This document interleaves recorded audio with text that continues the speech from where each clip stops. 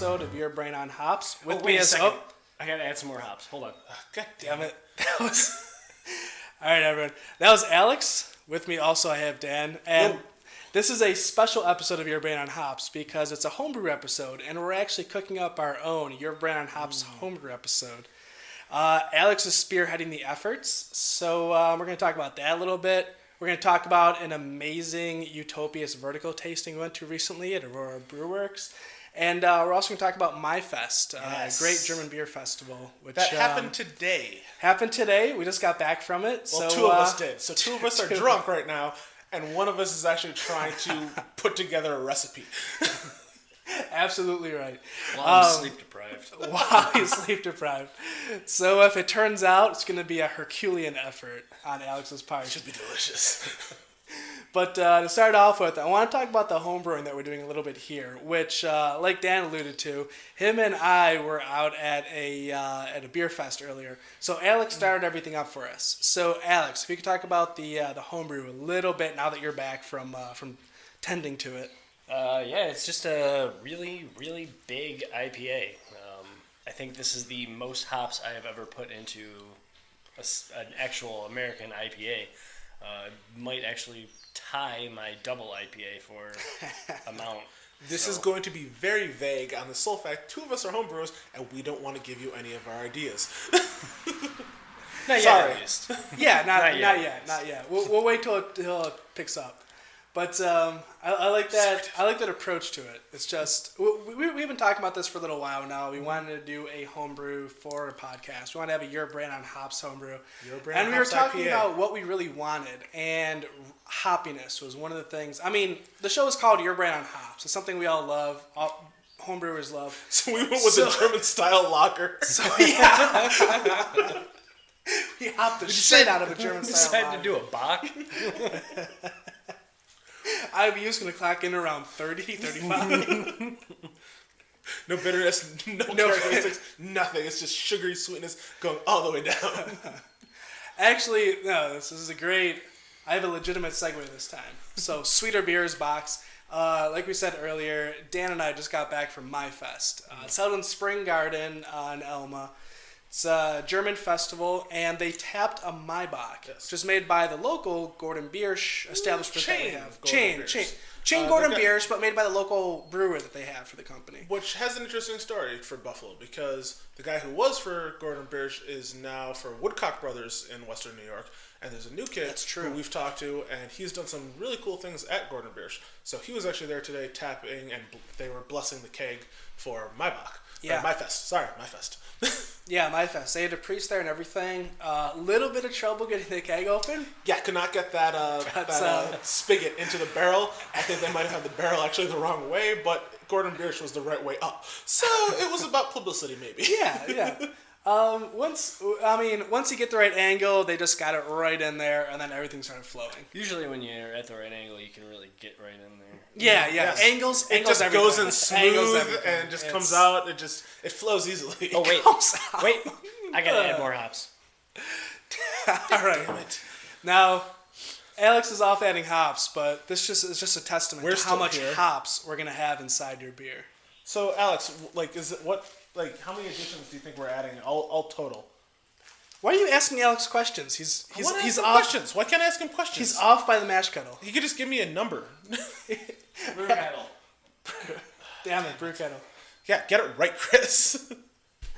Okay, so back to Maifest. Not a home brewer. So back to Maifest. The reason I brought it up is because that sweetness we were joking about in our beer, which we were joking, it's going to be very, very hoppy. But the sweetness we were talking about, the Maibock that they tapped and that we tasted, it was really sweet for a Maibock. At least I thought so. A few other people I talked to thought so. It wasn't bad. I don't want to say it's bad. It's not like it was accidental. It tasted like it's what they were going for, but it was sweeter than I would associate. I would associate it more with a standard Bock or a double Bock. That level of sweetness, not necessarily a Maibock. A lot of caramel malt. So for me it was interesting because they had three specialty beers on tap. For those of you who prefer not to go down the craft beer road, it was they had your Molson, but they had the Warsteiner Light, they had the Warsteiner Dark, and then they had the Maibach from Gordon Biersch, which was a really interesting palette because it gave you had, if you wanted something light, you had something with almost a little bit more citrus, something lighter on the palate, something cleaner. If you went to the Maibach, you got a lot of caramel malt, a lot of sweetness, and then if you went to the dark, you got some of that roasted characteristics out of the malt, which pretty much you hit almost everybody across the spectrum without adding a single notion of hops to it. I know, and which for Germany, when you're eating a bunch of bratwurst and, I can't think of the food right now, just porky goodness. We'll just go with porky goodness. It's perfect. It's just absolutely... Just loaded with sauerkraut. So much sauerkraut. It's delicious. But no, that's a good analysis of the 3 German beers they had on tap. And, I mean, with the Warsteiner Dark, you did have that sweet flavor, but you also, like you said, the roasted character to it to help balance it. With the Maibach, you had that heavy sweetness, but there was no roasted character to it. It was because directly it's in the the middle. Maibach. So I don't know. I just thought it was a little too sweet for me. I wouldn't. I tasted one of the pitchers of it. If I were to go up and get another pitcher or 7 more pitchers, I'd probably alternate the Warsteiners instead of just going to the Maibach. I'm a Warsteiner Light kind of a guy. And if you go to the Waldfest that happens in Marilla at the Spring Garden, which is the bigger festival, like, it's humongous, almost over 4,500 people. It's usually Warsteiner Light and Warsteiner Dark that's usually thrown on kegs unless you've got a table. But for this festival, which are always smaller between the Maifest and the Schlockfest, it's very small. It's very, you've got 3 choices in this case. So I actually kind of dig the Gordon Biersch beer. I mean, yeah, the Maibach they had. They've been the cool thing I think about Gordon Biersch is the fact that they were so stuck in just like, here are our beers, here's what we can do, here's what we're going to put out, and they realized that here's now your craft beer market. Every single guy who's working on a brewery as an individual, they're all going to be different. Just even down to the water that's being put into them, they're all going to be different. Give them a little room. Give them a little growing room. See what comes out. The guy that was there today, we've been there, Chris, put out an amazing stout that we thought was awesome. I don't know if that stout was so it was good. really good. It was so creamy. Oatmeal stout. It was oatmeal, I think, right? I want to say yes, but I'm not positive. Generic name, generic characteristic, but it was well done. And I'm not going to take anything away from the guy. So normally oatmeals, just stouts in general, I'm at a sipping point. For this stout, Dan and myself were talking about getting, and if you've been to Gordon Biersch, they had those 32-ounce steins you can get beer in. That includes any of their Gordon Biersch beers. So we were talking about getting 32 ounces of stout in a stein and then just drinking that. Which isn't a traditional option that most people would go. Yeah, I don't know if 32 ounces of stout would be a good thing. Yeah, but the stout was just so good that we really want to do this. We got the larger portion, but usually when I go there, we did. Gordon Biersch does an amazing thing. So we go there and let me stop you right there. I will shut my mouth. I haven't said anything since I left last time, so I'm gonna have to. Alex is back. Brew Watch 2016. Alex, report. Yeah. I gotta add more hops. You interrupted me for that. Dan, go ahead, waxing poetic about the stouts at Gordon Biersch. Well, actually, it's not just about the stouts. So we actually go there, and what's cool about the place is they do a lovely thing every day. Is their happy hour from 5 to 7 or so often, and it's $3 a pint. And oh yeah, prices can't be beat. Can't be beat. And I think their seasonals are a little bit more, but what's great is you can just taste anything you want and get something to eat and hang out. So when we showed up there, they had just put the oatmeal stout on tap, and so it was fresh right then and there. And we got to talk to the brewer, and it was on point. It was a perfect ending to a nightcap, and I had nothing bad to say about it. It was one of my favorites. In terms of their beers, I think the first one I usually go to is their Golden Export. Very, very light. If it's, if you're kind of within the blue range, It's the beer you would kind of go to if you want to take the blue pill. No, it's craft beer light. It tastes good, but it's not overwhelming. No. Not macro brew light, where it just tastes like water. That's a little bit dirty. Like hot dog water. Like hot dog water. Yes, exactly. Sadly, I took the blue pill last night. Now, what would you? Now, can I give you my lineup of what I drank last night? Sure. Wait, let's start with Dan, then let's go on to Alex, and let's compare these lineups. Well, from surprisingly last enough, it did end with Alex. That sounds Yeah. bad. That does sound so I bad. drank Alex hard, but Sounds even worse. That's going to be around for all posterity. yep, that's going on the internet, people. I have no shame. I started with oh my god, I just lost it for a second.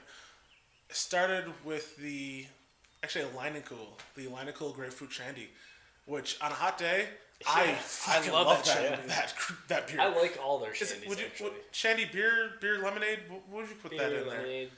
Cocktail? Like bottled cocktail, like a wine cooler kind of thing? What would you say? I don't know if I'd say cocktail. I associate that with higher ABV. Once you a lot put of beer in sweetness. lemonade, what do you call that? Shandy. Well, it's a shandy, but is it? Would you say just two beer? Yeah, I just call it. Semantics? Who's that golfer that mixed tea and lemonade? Arnold Palmer. Arnold Palmer. Yeah. Is there a version of that but for beer? Well, no, I think it's just called an Arnold Palmer. Then this is an Arnold Palmer. Well, no, it's a shandy. It's an Arnold Palmer shandy. But after that, I actually went to the New Belgium. I don't know the name. I just know it's a watermelon mint beer. It's melon something. If Chris finds the name in the next 30 seconds, that's great. After that, I went downwards to the champagne of beers, and I decided to drink a 16-ounce can of Miller High Life, which is... Don't smirk at me, Alex. I heard that. For me, it's one of those summertime beers that I actually enjoy the flavor of when it's... Listen, yesterday was like real quick. 89 degrees. It was fucking hot, and I don't deal with the heat. From New Belgium, it's Heavy Melon. That's the one. That's the one. Yes. I don't deal with heat, so on a fuck warm day, that hits me. A fuck warm day. Okay? That's... I like a Miller High Life, okay? It's nothing fancy. It's nothing that I... Like, if I have something very hoppy, I don't want that shit warming up. I want something right down the middle that I can enjoy. If it gets a little warmer, it's okay. If I want it to warm up in my hands, I'll drink a stout or I'll drink something heavier, which I did later by having the Imperial Biscotti break from Evil Twin while I sat by the fire. Such a good beer. Fantastic. Coffee and vanilla, just amazing. And so huge while being done right. Like it's a and great I've blend seen of some all those things done that with Dan that just beer said. that are just amazing. Like what, Dan? It's a cookie beer. I can't go into it. It involves personal things. Tune into Your Brain on Hops after dark No. to hear about these things. If you want to know more, tune into Your Brain on Hops. Valentine's Day 2017. I'll tell you more. Yeah, that's right. You have to wait almost 6 months to get to this point. I don't want to insult your math, but that's a 2017. lot more than 6 months. No, whatever. 6, 7 months. God, it's fine. 8 months. I don't know. Just God. After that, anyway. You gotta wait. You have to wait. You gotta wait. After that, Wait. I have to have more hops. God bless you, sir. It's a long hoppy night. We weren't joking about our Your Brain on Hops beer being very happy. Hey, we're making something special here. Yes, Okay, so hang on. We were kind of getting off track there. But Dan, you were talking about a night having a bunch of different beers, and I know you're getting somewhere. Go ahead. So, anyway, I was given something special by a friend, Alex, the other one of our hosts. Of This handsome guy here? This very handsome guy here. Look at that. Look at that. yeah. Look at that. Oh, he's petting him. I'm actually touching his beard right now. It's a very sensual moment right now. so good.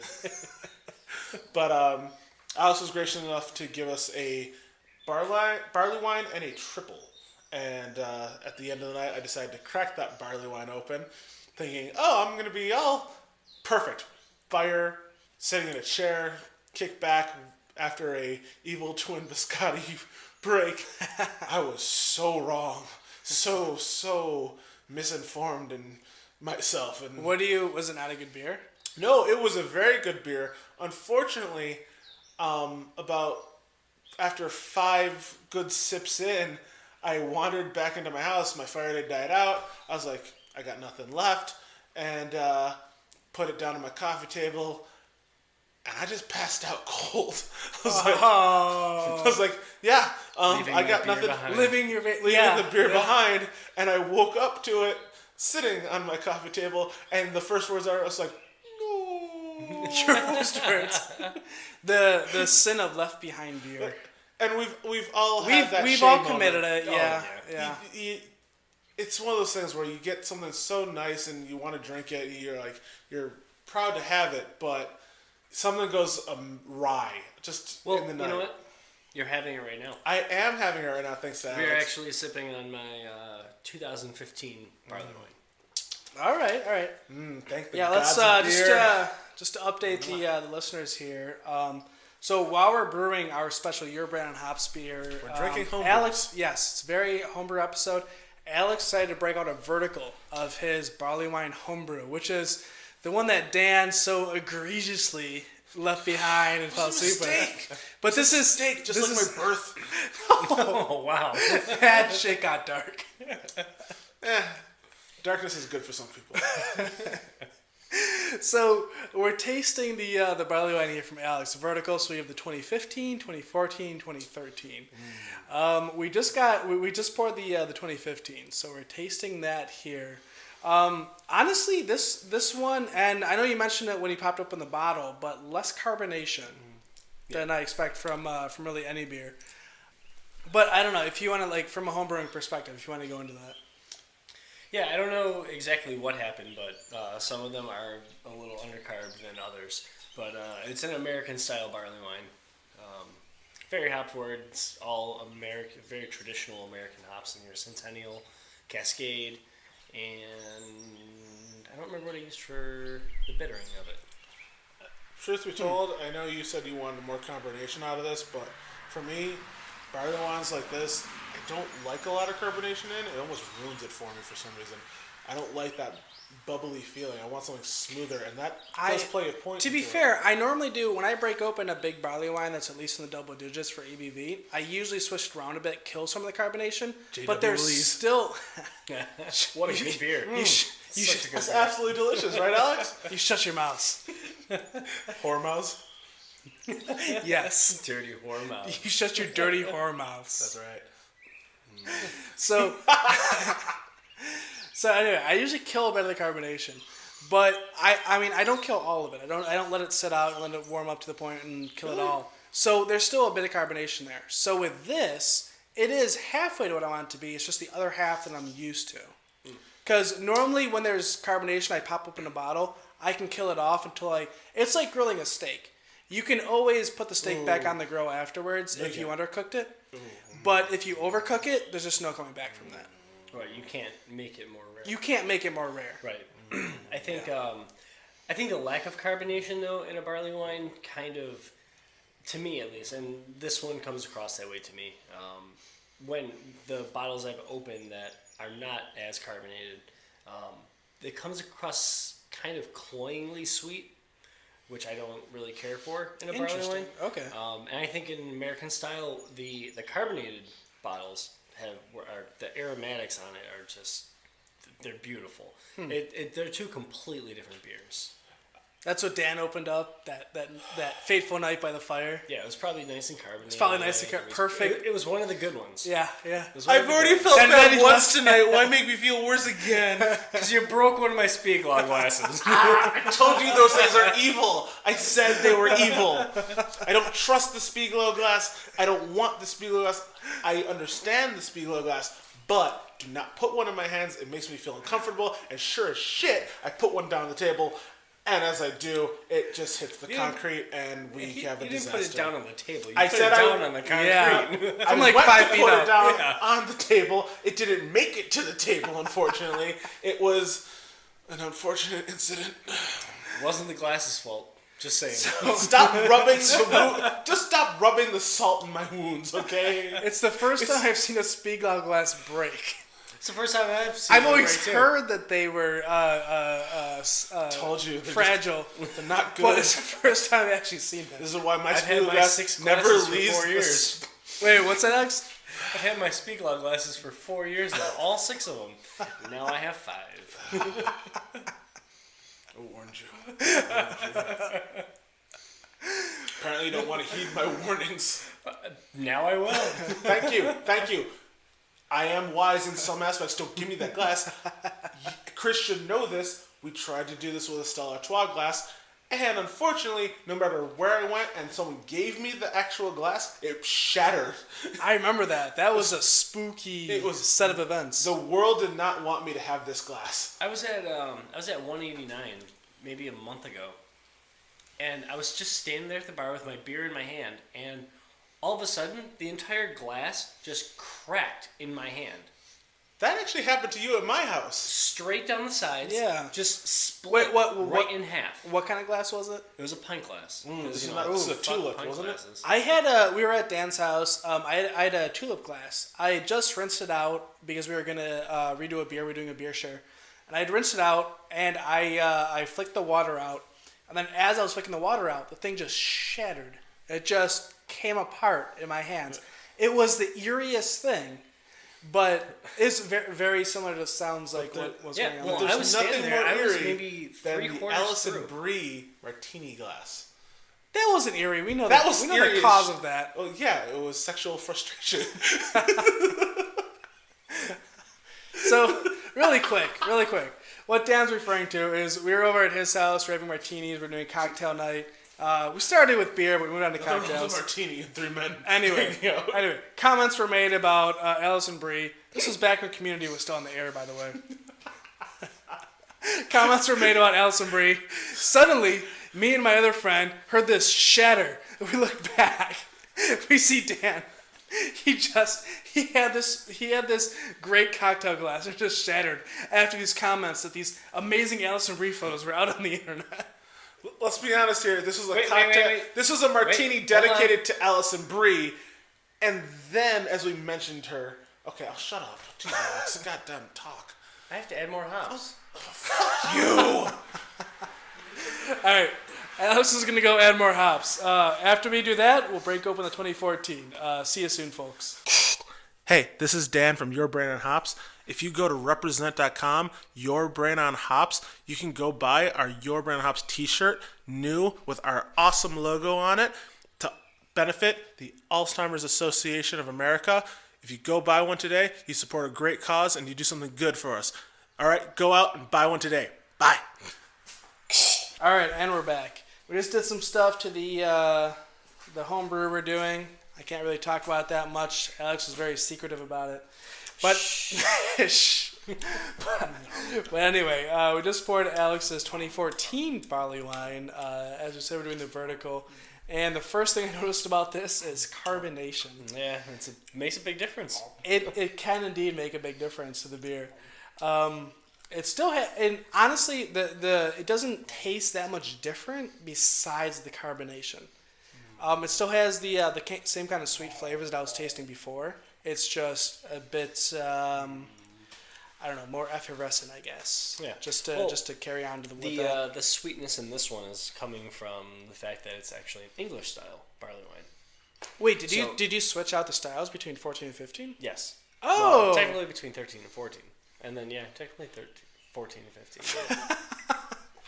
Yeah. So it's not just the carbonation. Yes. Okay. Exactly. That would explain the difference. Okay. Yeah. This is more of an English style barley wine. Oh, okay. Gotcha. I do prefer American styles, but the first year that I brewed it was the 2013. It was an American style because that's what I found that I liked. So I was like, I'm gonna go with that. And then the next year I was like, all right, well, I'm gonna try an English style. Why not? Because I can brew whatever the fuck I want. And what did you name it?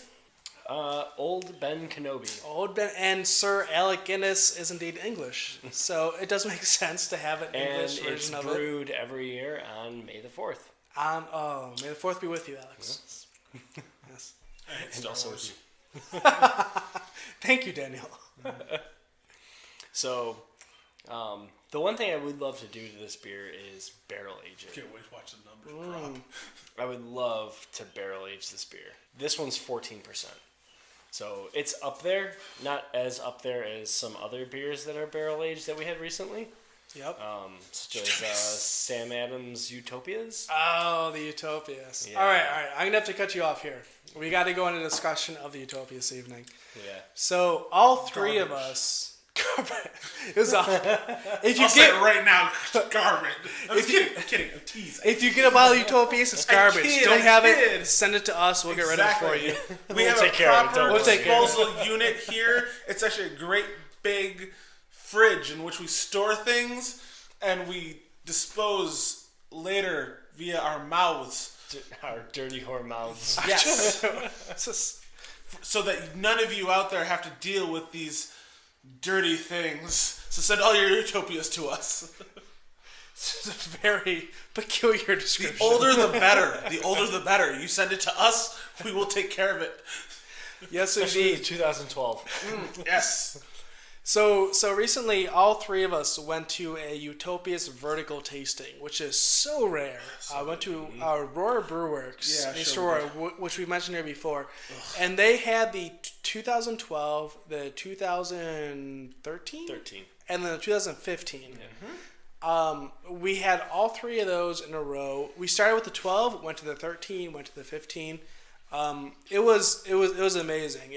I've never had Utopias before. I know Dan hasn't. Alex, you said you had. Yeah, twice. Yeah, twice. You son of a bitch. I want to smack that smug look off your face.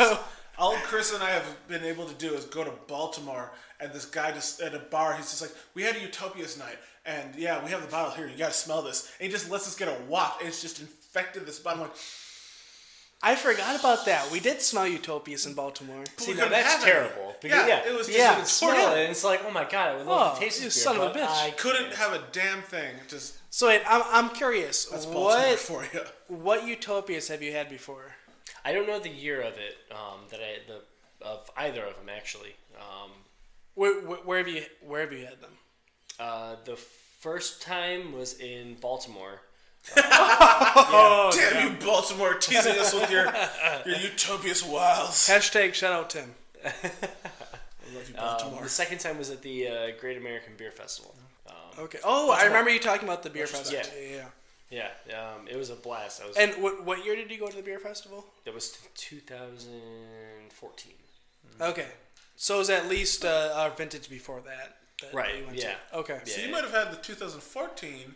I want to say it was in 15 2014 because they actually had it in a keg. It was actually in a keg. Interesting. Yeah, I was thinking that too because it came out slightly carbonated, and I was like, "That's That's a not beer that should not be should carbonated to me. Yeah.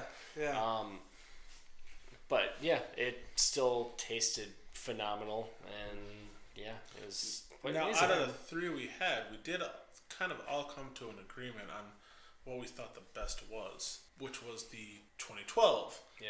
But when looking at the the things that went into it, I also thought it was the most complex, and it kind of lent itself the ports and the rum and all those things that go into it, and you can definitely taste the difference in the things that go on as you're slowly sipping it. And the tasting we were at was literally an ounce per person, and this is not a beer you take in and you can just take a big gulp of.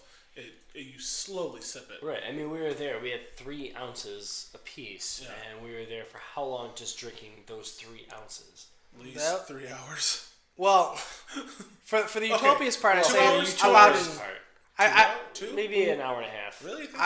I'd say the like most. an hour 15 minutes. Yeah. You take about 15 minutes for the first one. The second 2 we got at the same time and then sipped them.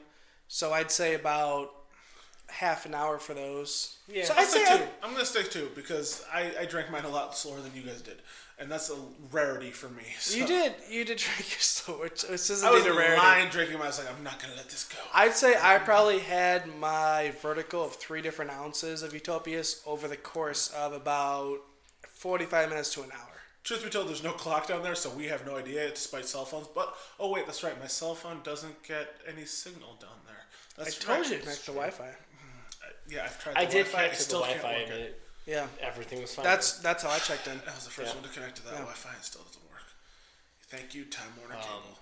The 2012 was phenomenal though. Yeah. To me it was like chocolate covered cherries. It was the Chocolate-covered chocolate. dark fruit in general. Raisinets. Dark fruit. Yeah, raisinettes. Raisinets. The raisin character in there was nice. Go to The- your the favorite dark movie theater, fruit- get a box of Raisinets, and just eat those continuously till you pass out, and then you've pretty much had Utopias. Oh, but get drunk first too. The dark fruit was a thing I wasn't that's another really thing, though. used to, or really wasn't expecting. I mean, it's a huge beer. I expected some chocolate flavor, some of that. 29. I didn't expect that much dark fruit flavor. Which and Alex, you said this. I believe you said this at one point. This is what higher math should have been. Yes, Or was that Dan? that was me. That was you. Yes. I think we both agreed on it. Yes. It was the fact that Higher- this is something you have to age. Yeah, and Well, we. no, not that. Just the fact that when we were standing in line waiting for the second, that's when it was. ounce, and Yeah. I was just like that dark, that chocolate, that dark cherry, like it was just. I was just like, this is exactly what higher math should be, Exactly. and could be And in the part- next few years. And part of once that it's aged. was because of that cherry flavor, which I wasn't expecting, that dark fruit flavor. And when I think back to the higher math, which we've talked about in this podcast before, a few episodes ago when we had higher math, again at Aurora Brew Works, but we talked about it, and one of the things when you said that was that's exactly right. It has that same kind of flavor profile. With higher math, it was way too much cherry. It was way too much fruit. It's just I wouldn't too much alcohol too, way too much booze up Right. front, which can mellow with yeah, time. yeah. Whereas with the Utopias, that is so blended. I had no idea it was 29%. Right. That 2012 vintage we had. Right, and you have to think too that 2012 that was their 10th anniversary of Yeah. Utopias.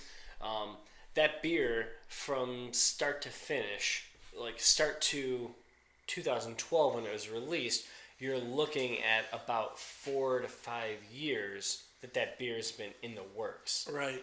So it's been aged already, and then you add on another 4 years to that aging. I have a hard time comparing the higher math to the Utopias at all, because their description of that beer is a golden ale with chocolate and cherries, and while I do get that chocolate, and Wait, which beer are you talking about? higher math. Higher math is a golden ale. That's what they describe it as.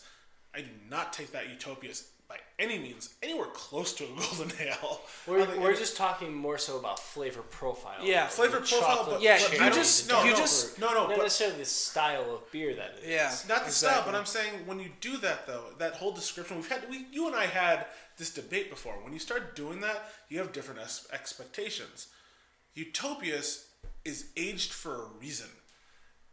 It's a blending of characteristics, especially of the alcohols that are used. It's the rum, it's the ports, it's all those things. That's that go why into we it. said that This that's is what a- higher math. But could- you're comparing it to Yeah. a golden ale with chocolate and cherries. It's going to be but that's different, the thing. which it takes is it going away. to be different, but at the same time, we're saying that this is what higher math should be, and I it disagree. can be in the next few years. I don't think that Once that- higher I think math that was alcohol- going to be Utopias. No. I don't think it ever will be Utopias. Nothing will ever be Utopias. Yeah. But So then I won't compare it to Utopias. No, that's not exactly true though. we're talking flavor profile, not necessarily the beer I itself. don't know, because we had different ages from different years, and they were using different alcohols Right. in their aging. I'm saying the But higher math is 2012. one beer using the same ingredients. If you age it, it's going to change, just like any beer. But if you have that Utopias and they're changing the recipe every single time, it's That's going why to we're be different. comparing the flavor profile of 2012. I don't think it's going to be the same. Yeah. It's when we Because- taste when you read the description for higher math, golden ale with cherry and chocolate. When we described, now by the way, we didn't look up higher math. We weren't even thinking about higher math when we had 2012 Utopias. When we first tasted it, we all agreed, wow, there's a lot of chocolate and a kind of dark fruit flavor, like a dark fruit cherry flavor in here.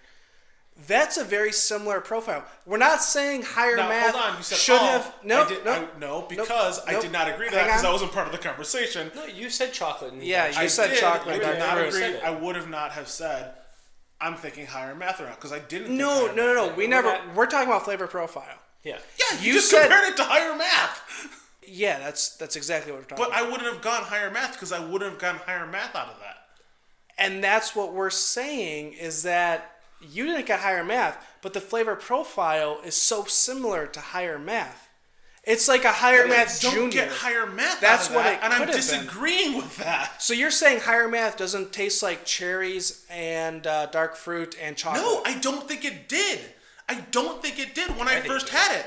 I think higher math tastes like that. Yeah. I don't. When I first got that bottle, Dan, I did read, not get it. read the description for higher math again. No, I already read the description. I will smack this mic and shove it down your throat, Chris. I already read it once. I'm saying when I know. first had that bottle, and I was looking forward to higher math. I was expecting it. I was like, I wanted something great out of it. When I had it, I was like, I understand what they were going for. I didn't get it. But I saved the bottles. I really did.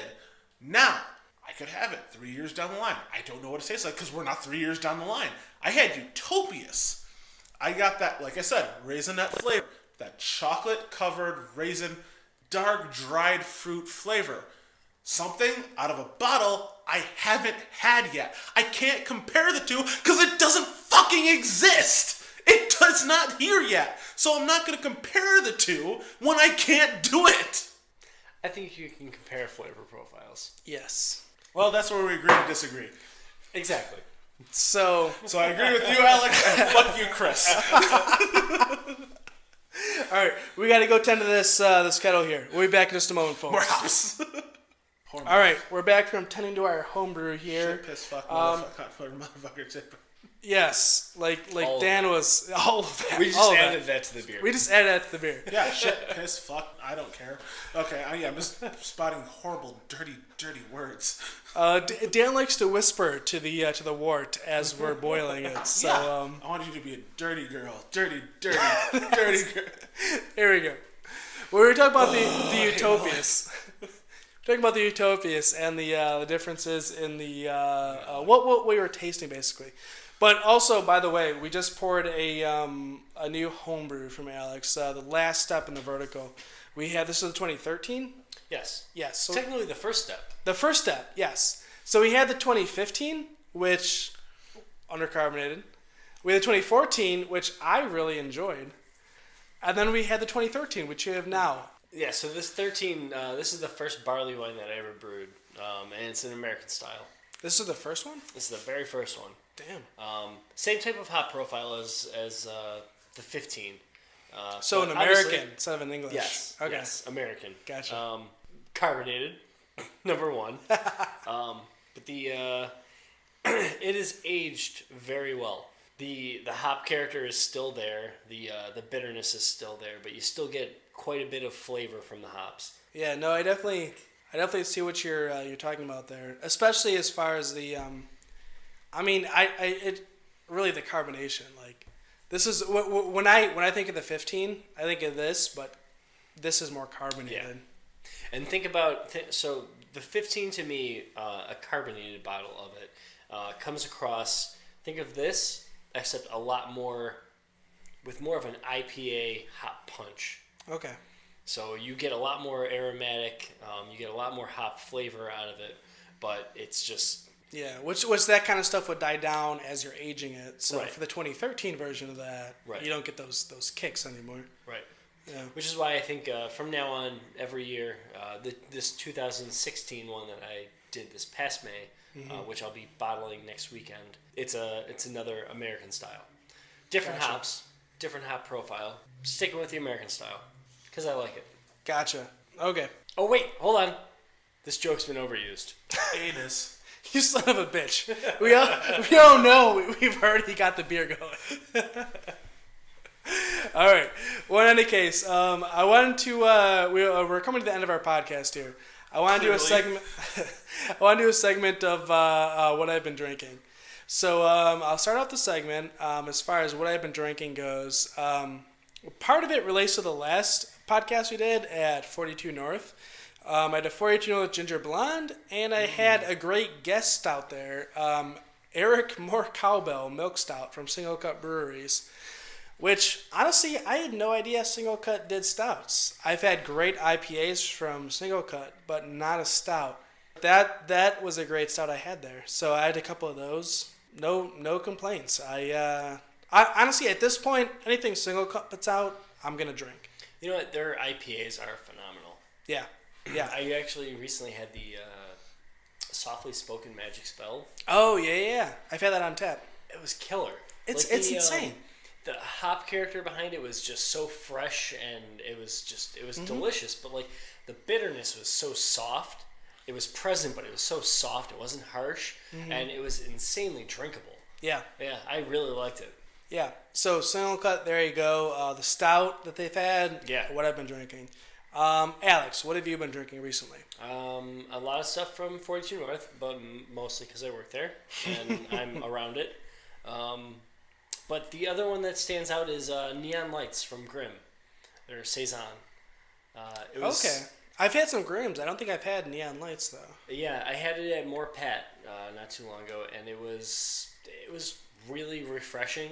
It was a warmer day, and I was out on the patio at More Pat, and yeah, it was perfect. Was this on tap or bottle? On tap. Nice. Okay.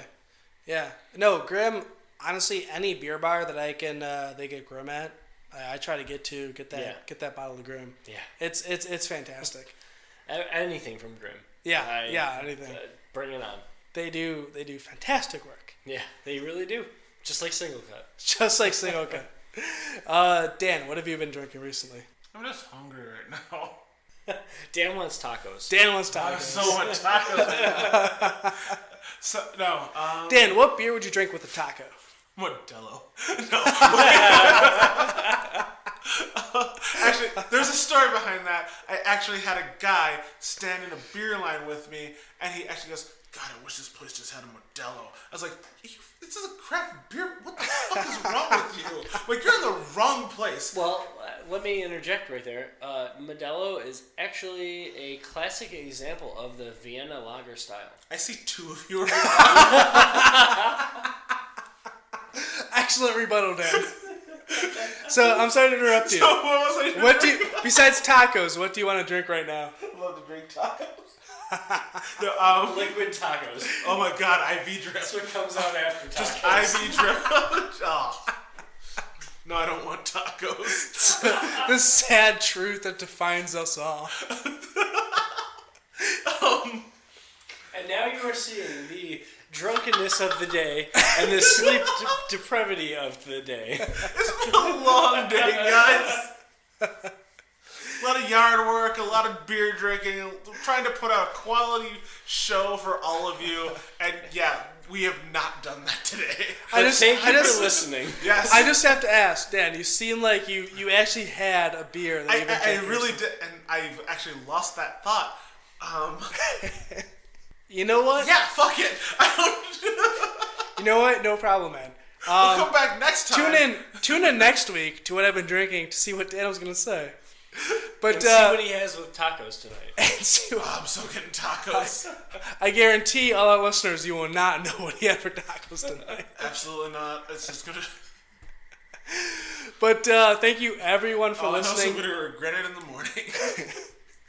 Thank you everyone for listening to our podcast today. Putting up with the shit. As always, visit us at yourbrandhops.com, on Facebook, Your Brand Hops, and of course, Twitter and Instagram, Brand on Hops.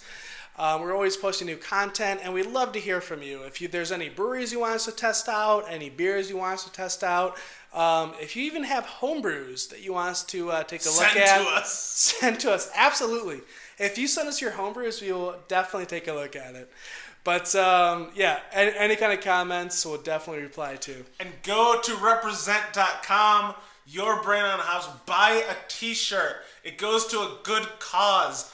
Go and support it. Yeah, I'm done with that. I'm gonna go get tacos. I'm out of here.